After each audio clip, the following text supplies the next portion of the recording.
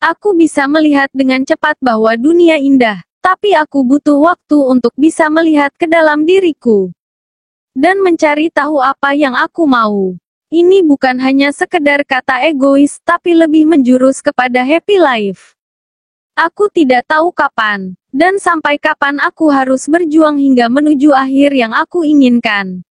Apakah aku akan sukses bersama kuas warna dan pensil di tanganku? Ataukah suatu hari nanti aku akan merasa bosan dan berhenti? Tidak tahu. Yang aku tahu saat ini aku bahagia dengan pilihanku. Jadi aku akan tetap berusaha sebaik mungkin.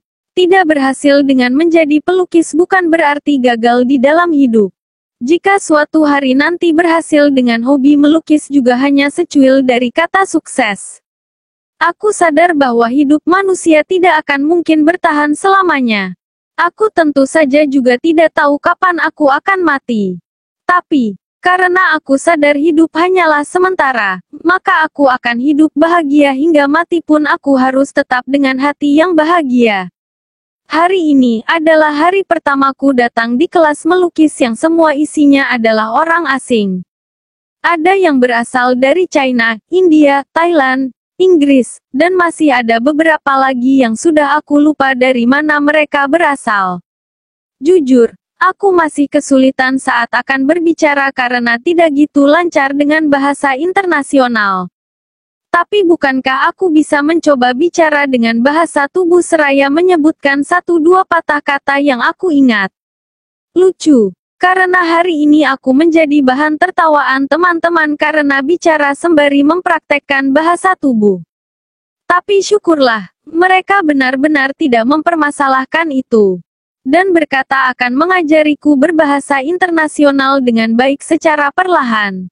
Terkadang, di sela aku tertawa aku mengingat 3 manusia yang tak lain adalah ibu, ayah, juga kakakku. Aku berpikir dengan naif, jika saja aku bisa tertawa sebahagia ini dengan mereka. Kalau saja kami bisa saling memahami dan mengerti serta mendukung satu sama lain. Apakah bisa aku berada di sini? Ataukah semua ini terjadi karena kekangan dari keluargaku hingga mendorongku sampai di tempat yang jauh ini? I don't know. Tapi hari ini aku merasakan rindu kepada mereka, dan aku berdoa semoga mereka baik-baik saja. Dan semoga mereka akan saling mendukung seperti biasanya. Ayah Luan, Ibu Ana, dan juga Daryl kini tengah bertamu guna membicarakan tentang kepergian Mire 3 hari lalu. Mire memberikan ini padaku Bibi. Daryl menyerahkan cincin milik Mire kepada Ibu Rina dan Drago yang sedari tadi menatap bingung dengan kedatangan keluarga Luan malam-malam begini. Drago mengerit bingung. Begitu juga dengan Ibu Rina yang terlihat syok juga. Di mana Mire? Tanya Ibu Rina dan Drago bersamaan. Daryl sontak terdiam meski ingin sekali dia menjawab. Tapi, melihat Drago yang bertanya seolah dia peduli mengapa hatinya merasa sakit. Mungkinkah Drago memiliki rasa atau mungkin hanya berpura-pura saja karena ada ibunya di sana? Mire, pergi ke luar negeri. Apa? Ibu Rina melotot kaget. Dia menghembuskan nafas kasarnya sembari memegang dada yang sesak begitu mendengar Mire pergi. Drago juga sontak diam karena tidak percaya dengan apa yang dikatakan Ayah Luan. Tapi, itu pantas saja Mire tidak mengirimnya pesan dan sudah 3 hari terhitung dari sekarang.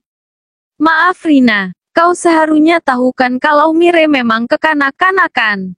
Dia juga sering kali berpikir semua mudah hanya karena pikirannya yang masih belum matang.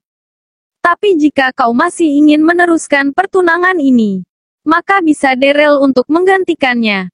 Drago menatap Ayah Luan dengan dahi mengerit seolah dia keberatan. Ibu Rina juga sama, tapi cepat dia memalingkan pandangan karena ogah terlalu lama bersitatap dengan sahabatnya itu. Apa alasan Mire pergi ke luar negeri? Tanya Ibu Rina enggan menatap ketiga manusia di hadapannya. Dia mengikuti kelas melukis di Australia. Ucap Daryl cepat. Ibu Rina tersenyum sembari menyeka air matanya yang lolos begitu saja. Jujur dia bahagia dengan apa yang didapatkan Mire. Tapi itu juga membuat dia merindukan seseorang. Mire mampu mewujudkan cita-cita. Rina, tolong jangan lanjutkan kalimatmu. Cegah ayah Luan yang tidak mau kalau sampai Daryl mendengarnya. Luan, sejujurnya aku sangat iri padamu. Aku iri karena kau selalu mendapatkan apa yang kau inginkan sedari dulu. Aku juga iri karena kau memiliki putri seperti Mire. Alasanku memilih Mire kau juga pasti sudah tahu kan? Jika kau tanya apakah aku masih ingin melanjutkan pertunangan ini hingga mereka menikah, maka aku akan menyetujuinya. Tapi aku tidak ingin Mire digantikan oleh putrimu Daryl. Ibu Rina menatap Daryl yang terlihat seperti menahan tangis. Bukan karena kau anak tiri Daryl. Tapi aku dan juga seseorang sudah memiliki janji. Aku ingin mengabulkan apa yang dia inginkan. Aku ingin sekali memenuhi keinginan orang itu, juga suamiku. Ibu Ana menunduk karena tidak tahu harus berkata apa. Tentu dia tahu apa maksud Ibu Rina. Tapi juga bukan haknya untuk terus memaksakan Daryl meski putrinya terus memohon. Rina, dia sudah meninggal. Jadi bisakah lupakan saja janji itu? Lagi pula dia hanya bercanda saja kan. Aku juga melihat Daryl dan Drago lebih sering mengobrol dibanding saat bersama Mire. Jadi aku rasa mereka akan lebih cocok. Ucap ayah Luan. Kalau saja kau tidak egois. Dia tidak akan meninggal mengenaskan secepat itu Luan. Ibu Rina mengepalkan tangannya menahan diri agar tidak terlalu frontal karena ada beberapa orang yang belum boleh tahu mengenai ini. Ayah Luan menghela nafasnya. Dia menatap Ibu Rina dengan tatapan pilu seolah apa yang terjadi di masa lalu juga bukan hal yang dia inginkan. Rina, bisakah kita fokus saja dengan pertunangan ini? Ibu Rina menghembuskan nafas panjangnya seraya menatap cincin yang bertuliskan nama Mire dan Drago. Aku tidak setuju jika Daryl menggantikan Mire.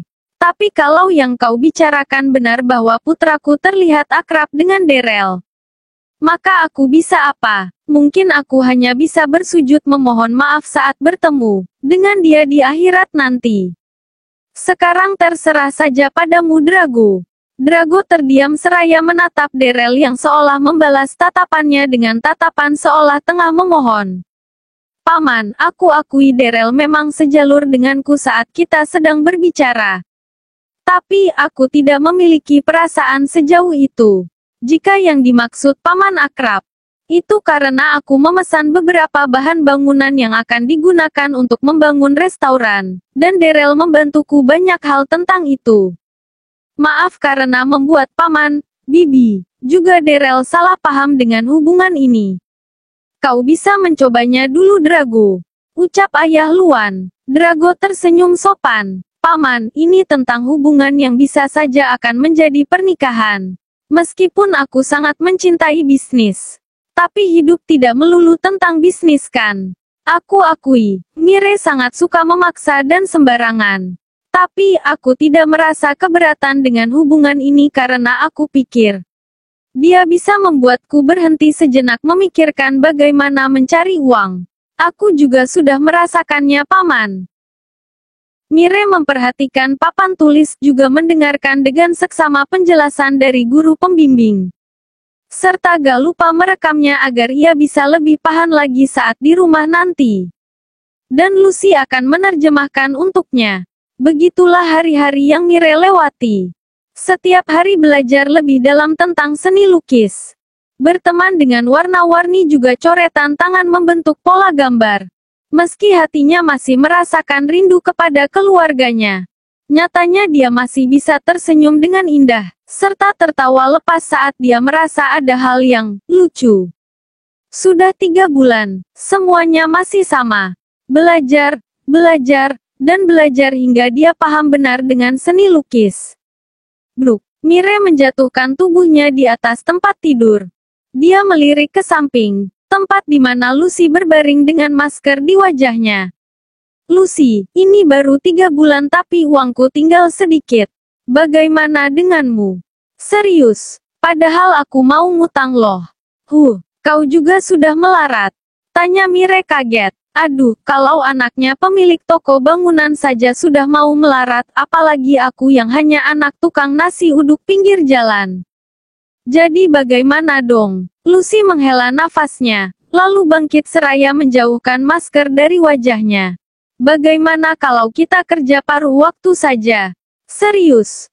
Kapan? Di mana? Aku sempat melihat ada pengumuman di kafe depan jalan itu. Aku lihat pengunjungnya sangat ramai. Jadi aku berkesimpulan bahwa mereka kekurangan karyawan karena ramai. Tapi aku juga sudah menyimpan nomornya sih. Kalau begitu ya telepon saja sekarang. Ujar Mire. Kau yakin nih? Bahasanya memang sudah agak oke.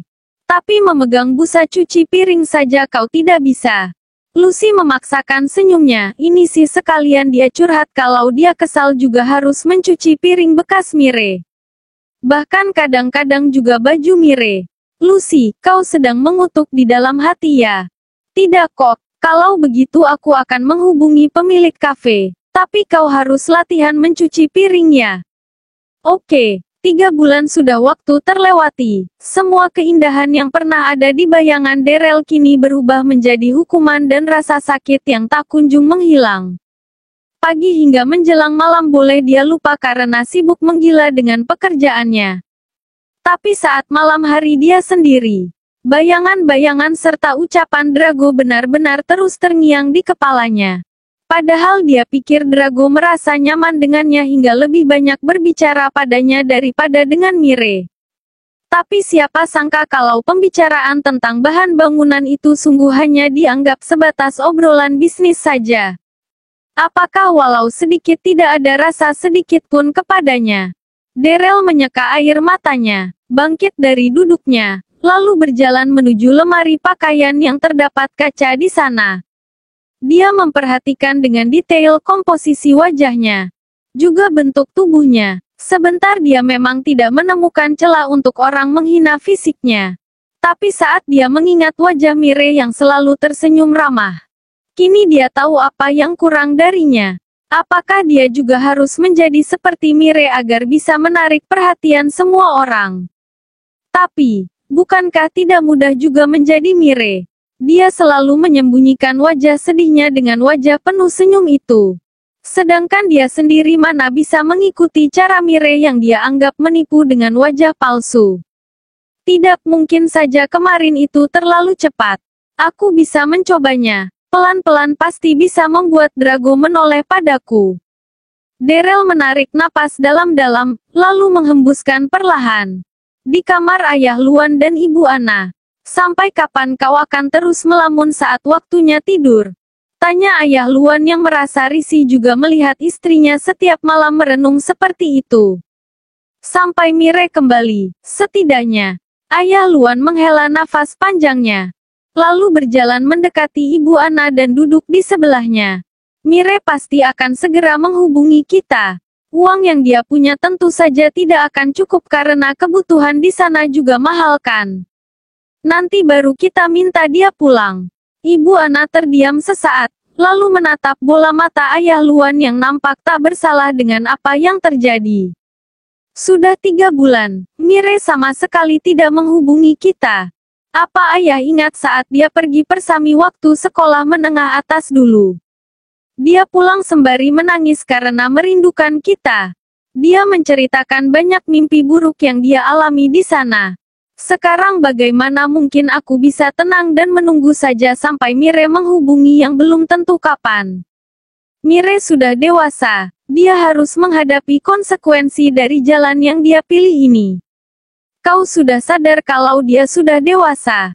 Lalu kenapa dulu kau memperlakukan Mire seolah dia anak-anak yang harus dibimbing dengan keegoisan? Masa depan Mire, aku tidak ingin mengalaminya lagi.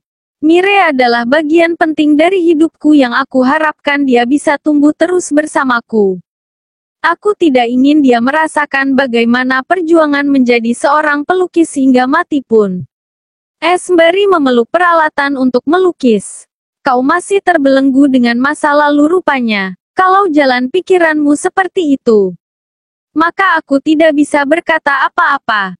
Intinya aku Yamge sudah melahirkan Mire. maka dia juga adalah bagian penting dari hidupku. Terserah apa yang akan kau katakan nanti. Tapi begitu Mire kembali, aku tidak akan pernah membiarkanmu melarang Mire lagi. Drago menatap gelapnya malam melalui jendela kamarnya. 3 bulan sudah dia menunggu Mire mengirimnya pesan. Hingga tak sabar dan akhirnya dia sendiri yang mengirim banyak pesan. Tapi nomor telepon Mire sepertinya tidak bisa dihubungi lagi. Atau memang sengaja Mire mengganti nomornya. Sebenarnya bukan tidak ingin menyusul ke sana. Tapi ada beberapa kendala yang membuatnya harus menahan niat itu sebentar lagi. Biaya, dia tahu Australia tidaklah terlalu jauh. Tapi uang Drago hampir habis untuk keperluan 3 restorannya. Dan baru mulai pulih. Ditambah lagi, dia juga tidak ingin mengganggu Mire yang mungkin saja sedang fokus belajar. Perempuan ini benar-benar membuatku sakit kepala. Bagaimana bisa dia sembarangan memberikan cincin ini kepada orang lain? Dasar tidak punya perasaan. Drago meletakkan cincin Mire yang sedari tadi ia genggam ke dalam kotak perhiasan. Lalu menutupnya dan menyimpan di dalam laci. Kenapa tidak pergi menyusul saja? Ucap Ibu Rina yang berdiri di ambang pintu, entah sejak kapan Drago bahkan tidak menyadarinya. Ibu Rina tersenyum, lalu berjalan masuk dan duduk di pinggiran tempat tidur milik Drago. Ibu tahu kau ingin pergi kan? Pakai saja tabungan ibu. Drago tersenyum, lalu menyusul ibunya untuk duduk di sampingnya. Ibu, masalah ini aku ingin menggunakan kemampuanku sendiri. Tapi nanti bagaimana kalau Mire keburu direbut pria lain? Drago merangkul ibunya, lalu menghela nafas panjang. Ibu, jika aku dan Mire berjodoh, maka kami pasti akan dekat dengan jalan yang sudah Tuhan rencanakan. Hanya tinggal sedikit lagi, uangku pasti cukup untuk menemui Mire di sana. Kau sudah jatuh cinta ya? Ledek Ibu Rina. Ini hari pertama kerja, tapi kau sudah membuat kami rugi. Lihat, ini sudah piring ketiga yang kau pecahkan. Mengepel juga sudah membuat salah satu pegawai jatuh. Kalau kau tidak berniat bekerja, lebih baik jangan ke sini. Mire tertunduk mendengar manajer kafe itu mengomel. Memang sih ini semua adalah salahnya yang tidak bisa melakukan apapun. Mencuci piring juga sudah memecahkan 3 piring, mengepel tapi airnya terlalu basah. Dan membuat seorang pelayan terjatuh saat akan mengantarkan pesanan customer. Padahal sudah susah payah juga belajar dari rumah. Tapi karena beda tempat dan suasananya yang ramai.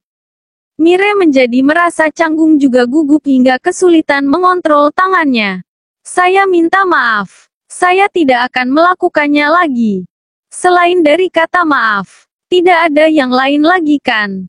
Meskipun maaf juga tak berarti apa-apa. Tapi benar-benar Mire merasa bersalah. Meminta maaf itu mudah. Tapi bisakah maaf darimu itu membuat semuanya kembali seperti semula?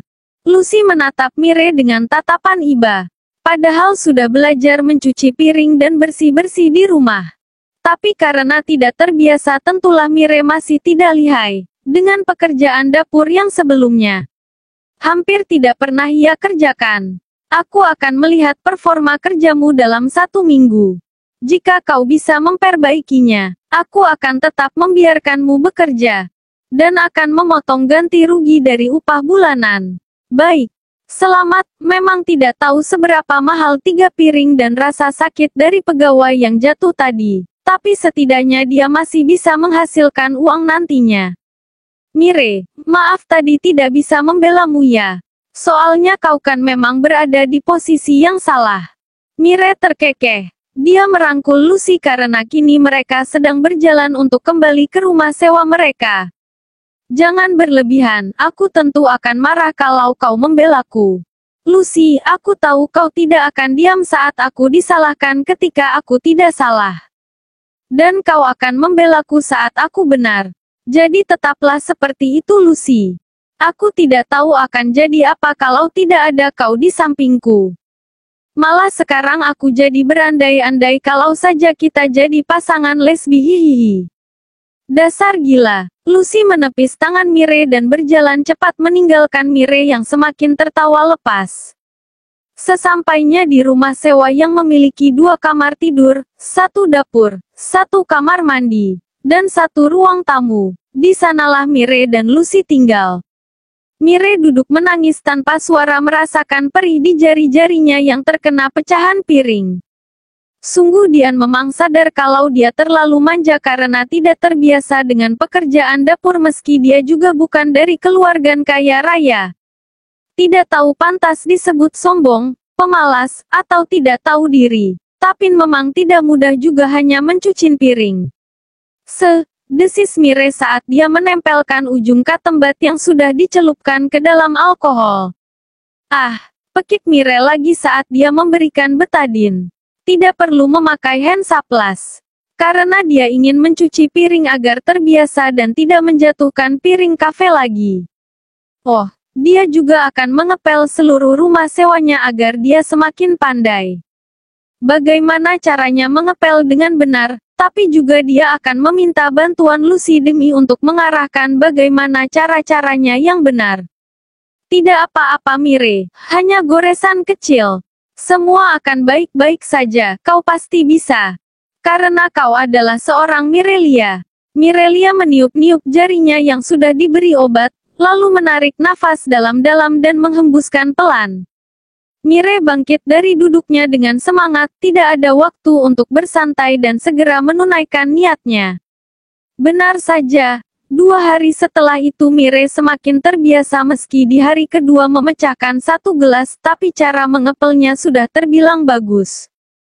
Mire, kau hebat. Lucy mengacungkan jempolnya karena dia bangga dengan kesungguhan Mire. Bahkan dia juga menyaksikan sendiri bagaimana Mire terus mengerjakan pekerjaan rumah dengan semangat. Itu karena bantuanmu. Mire dan Lucy tersenyum bersamaan. Mire, tidak apa-apa kita susah sementara. Karena tidak ada mimpi yang terwujud tanpa pengorbanan dan rasa sakit terlebih dulu. Ucap Lucy. Mire tersenyum, lalu menjulurkan lidahnya. Dasar tukang khawatir. Aku tidak akan menyerah hanya karena hal sepele begini kok. Bagus sekali, aku akan mengambil gambarmu mumpung tidak ada manajer. Cepat kerjakan pekerjaanmu dengan benar ya. Jangan ambil dari sisi wajahku yang jelek ya. Wajahmu tidak ada bagian yang jelek kok. Setelah mengambil gambar dan mengunggahnya di laman media sosial milikinya, Lucy kembali melanjutkan pekerjaannya, begitu juga dengan Mire. Jadi Mire lebih memilih hidup menjadi budak orang lain dibanding mengembangkan usaha keluarga. Ujar sang ayah saat Daryl menunjukkan foto Mire dari akun media sosial milik Lucy. Mungkin dia hanya ingin mencari pengalaman saja ayah. Ujar Daryl. Ayah Luan memijat pelipisnya, lalu menghembuskan nafas kasarnya. Padahal dia ingat benar kalau Mire tidak pernah melakukan satu pun tugas dapur. Lalu kenapa dia melakukan semua itu hanya untuk orang asing? Bukankah Mire bisa hidup nyaman tanpa harus bersusah payah seperti itu? Meski masih tak paham dengan cara berpikir putrinya. Tak menampik jika ayah sebenarnya juga merasa sedih. Ayah, perlukah aku menghubungi Mire lewat Lucy? Sepertinya Mire juga sudah tidak menggunakan media sosialnya lagi. Tidak perlu, paling seminggu atau 2 minggu dia akan merengek meminta uang atau bahkan dia akan meminta dibelikan tiket untuk kembali. Dari wajahnya yang terlihat sumringah itu pasti dia baru bekerja sehari atau 2 hari. Nanti juga akan merasa bosan dan menangis seperti biasa. Daryl terdiam mendengar ucapan ayahnya. Entah itu akan terjadi benar atau tidak. Tapi dia merasakan jika kepergian Mire sama sekali tidak bisa dianggap sepele. Gadis yang manja, dan terbiasa melekat dengan orang tuanya mana mungkin akan pergi jauh jika tidak memiliki tekad yang begitu besar. Baiklah ayah. Lalu bagaimana kalau seandainya benar Mire menginginkan uang? Biarkan saja dulu. Diamkan setidaknya 1 minggu agar dia tidak ragu-ragu untuk kembali dan menuruti apa yang ayah katakan nanti. Daryl menelan salivanya, mencengkram kuat ponsel yang kini ia pegang di atas pangkuannya. Kembali. Bukankah kalau kembali akan semakin sulit bagi Daryl untuk dekat dengan Drago? Tidak, dia masih berharap juga masih ingin berjuang, jadi dia belum ingin Mire kembali. Aku sudah mengerti ayah. Kalau begitu aku akan masuk ke kamar dulu. Iya, perbanyaklah istirahat, kau pasti lelah sekali hari ini. Iya, sesampainya di kamar, Daryl dengan segera mengirim pesan ke akun media sosial milik Lucy. Tujuannya tentu satu, yaitu untuk mengirim uang kepada Mire agar Mire betah di sana dan jangan dulu kembali. Tapi sayang, pesan yang dia kirim sangat banyak itu belum mendapatkan balasan satupun. Cek, ayolah Lucy, aku harus mengirim uang kepada Mire.